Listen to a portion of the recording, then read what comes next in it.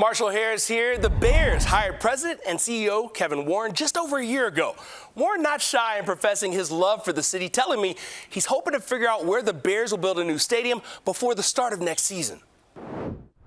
These are not emotional decisions. They're too expensive. Right. And also, these are decisions that really will resonate over the next 50 years. Kevin Warren is in overdrive at the biggest inflection point in Bears history, with the #1 overall draft pick and closing in on their next stadium location. Is it fun? Is it nerve-wracking? It's 100% fun. It's a blast. What can you tell us about the latest with the locations, the viability of stadium still being in Chicago? We own 326 acres in Arlington Heights, meet with the different school superintendents and the tax board, but we're a landowner there. City of Chicago, I've really enjoyed building a relationship with Mayor Johnson and his staff.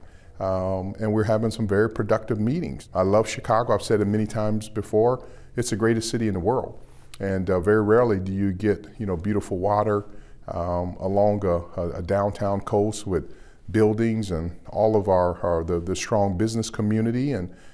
So we're doing all that we possibly can to figure out what's the best location. I want to create an environment, with a dome, a fixed roof. Because this city deserves to have an opportunity to bid to host a Super Bowl, to host a Final Four, to host a college football playoff championship. Warren did not get into the possibility of relocating south of their current Soldier Field home, but did share he has explored the South Loop area the White Sox are targeting. I've looked at every piece of land, yes. And the good thing about it, Jerry Reinsdorf has meant so much, to Chicago. So many times, people think it has to be an either or. Either the Bears or either the White Sox. And I'm coming from a mindset, there's enough for everyone. And I think the more that we all can be strong here in the city from these professional sports teams, the better off we'll be, from a business standpoint. Warren is also in daily communication with General Manager Ryan Poles, who will decide the direction at quarterback and what they do with the top pick in April's draft. His office is right next door to mine here. So we're always either in each other's offices and spend time together.